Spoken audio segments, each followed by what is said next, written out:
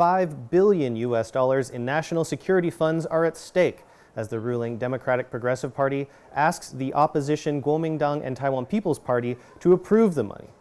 The $5 billion is part of a special budget act put forward by the cabinet rather than a normal budget bill. It was submitted in April amid concerns about how U.S. tariffs might affect Taiwan's economy and society, although those tariffs are now in a 90-day pause. The package in full totals over $13 billion, covering not just national security, but also labor and health insurance and support for industry and employment.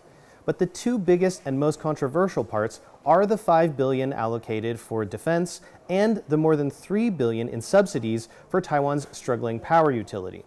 Now, the ruling party says that the national security funds will pay for new air and sea drones, more patrol ships for the Coast Guard, a thermal and infrared camera system along the coastline to catch smaller boats, and cybersecurity upgrades. The DPP says this money is necessary given the increased aggression and gray zone tactics used by China against Taiwan, particularly at sea.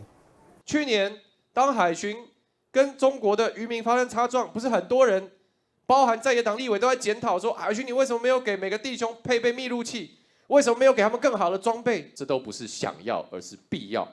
所以也要拜托国人朋友们一起来支持行政院的规划。